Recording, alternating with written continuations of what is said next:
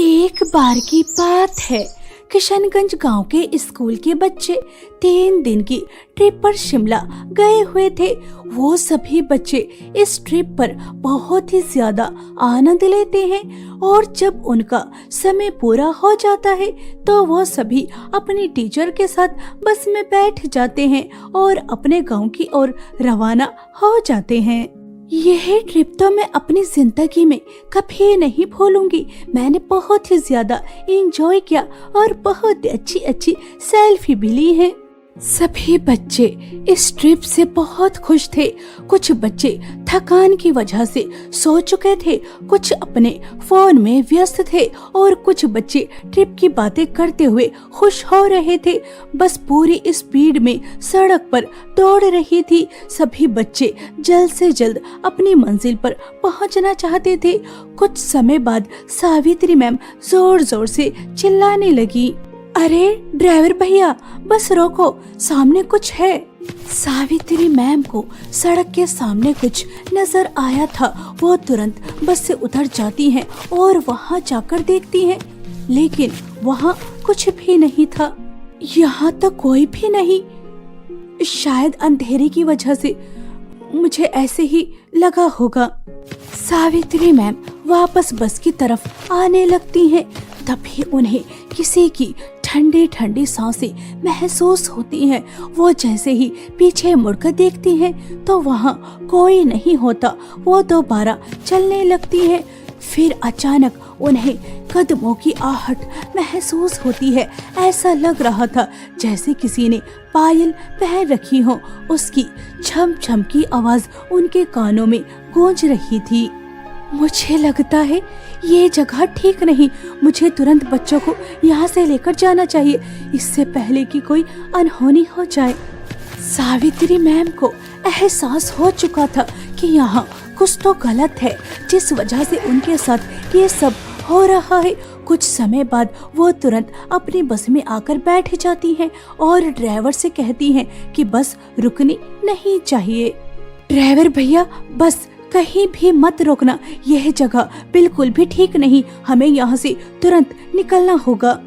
Driver full speed में बस को चलाने लगता है, लेकिन कुछ समय बाद बस दोबारा रुक जाती है। भैया, आपने बस क्यों रोकी? मैंने कहा था ना कि बस रुकनी नहीं चाहिए। निहारिका बेटा, अब तुम्हें क्या हुआ? तुम पागलों की तरह क्यों चिल्ला रही हो?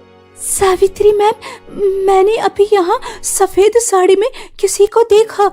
उसकी आंखें बहुत ही ज्यादा डरावनी थी और वो बहुत विशाल थी और वो मुझे घूर घूर कर देख रही थी और अचानक मेरी आंखों के सामने से गायब हो गई।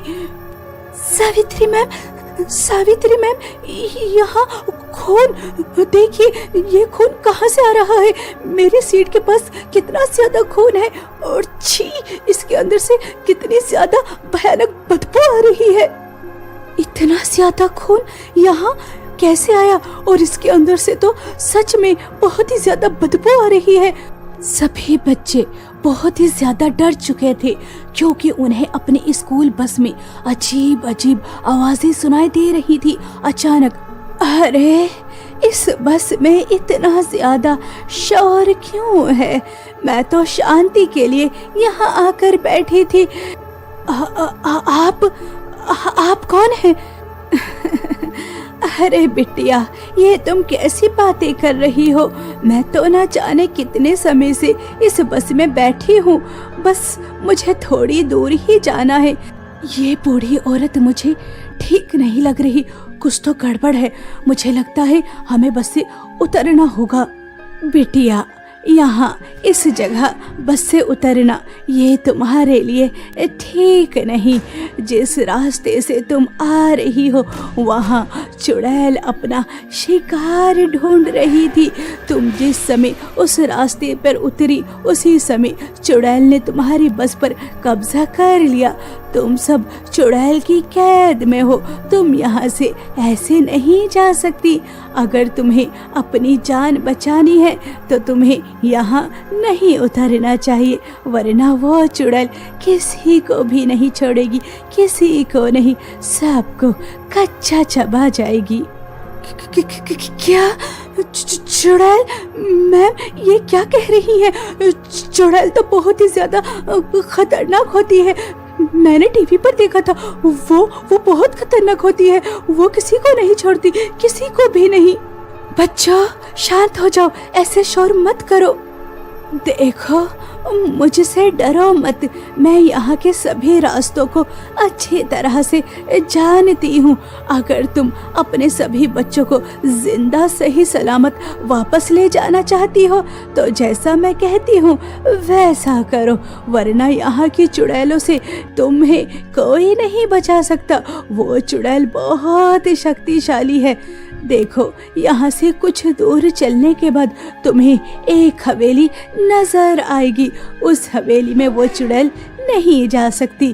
तुम उस हवेली में सब बच्चों को ले जाना और रात वहीं गुजारना। सुबह होने के बाद यहाँ से चली जाना, वरना वो चुड़ैल तुम्हारी इस रात को आखिरी रात बना देगी। अच्छा, अब मैं चलती हूँ, मेरी बात याद रखना। और इतना कहकर वो बूढ़ी औरत वहाँ से चली जाती है। इस स्कूल बस में उन सभी बच्चों के साथ अजीब अजीब घटनाएं घट रही थी। कुछ बच्चे बेहोश हो जाते हैं तो कुछ बच्चे जोर जोर से हंसने लगते हैं और कुछ बच्चे पागलों की तरह व्यवहार करने लगते हैं। यह देखकर सावित्री मैम बहुत ही ज्यादा घबरा जाती हैं। अगर हम यहाँ स्कूल बस में और रहे तो न जाने आगे और क्या होगा। मुझे उस बूढ़ी औरत की बात मान लेनी चाहिए, क्या पता वो ठीक ही कह रही हो। सावित्री मैम ड्राइवर से कहती हैं, हवेली की तरफ बस को लेकर चलो। कुछ समय बाद बस हवेली के सामने जाकर रुक जाती है और सावित्री मैम सभी बच्चों को बस से उतार लेती हैं। जैसे ही बच्चे बस से उतरते हैं वो पहले की तरह नॉर्मल हो जाते हैं और सामने पुरानी हवेली को देखकर वो बहुत ही ज्यादा खुश होते हैं। उन्होंने ठीक ही कहा था, हमारी स्कूल बस पर बुरी चुड़ैल का साया था, तभी तो बस से उतरते ही सब बच्चे नॉर्मल हो गए। मैंने उन्हें गलत समझा। अब जब तक खतरा टल नहीं जाता हमें हवेली में ही रुकना होगा। सावित्री मैम जैसे ही बच्चों को हवेली की तरफ लेकर जा रही थी, अचानक आसमान में काले बादल घिरने लगते हैं। जोर जोर से पक्षियों की आवाजें आने लगती हैं, बिजली कड़कड़ाने लगती है और जैसे ही वो सब हवेली में कदम रखते हैं, हवेली का दृश्य देखकर उनकी धड़कनें तेज हो जाती हैं। सावित्री मैम, ये हवेली है या फिर भूत बंगला? यहाँ ये सब क्या है? तभी उन्हें बच्चों के रोने की आवाज सुनाई देती है और ऐसा लगता है जैसे कोई उनके पास आ रहा हो। जैसे जैसे वो करीब आ रहा था उनका डर और भी ज्यादा बढ़ता जा रहा था और जैसे ही वो उनके सामने प्रकट होता है तो वो कोई और नहीं बल्कि बस में बैठी वो बूढ़ी औरत थी।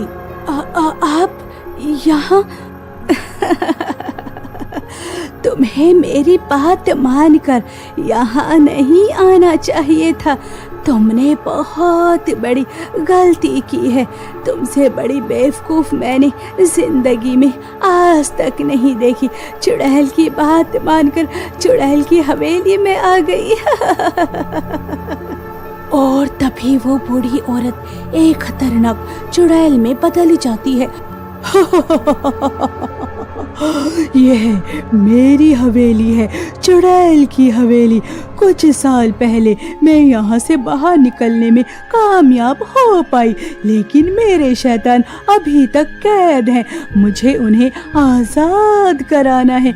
इन सबको देख रही हो, इनकी मदद से मैंने अपने शैतानों को आजाद करने की कोशिश की, लेकिन यह कामयाब नहीं हो सके। अगर तुमने मेरे शैतानों को आजाद कर दिया तो हम तुम्हें यहाँ से जिंदा सही सलामत जाने देंगे, वरना इन सब की तरह तुम भी यही इस भूतिया हवेली में हमेशा के लिए कैद हो जाओगी। और उसके लिए हमें क्या करना होगा? तुम्हारे बच्चों को भूत बुलाने वाला खेल खेलना होगा।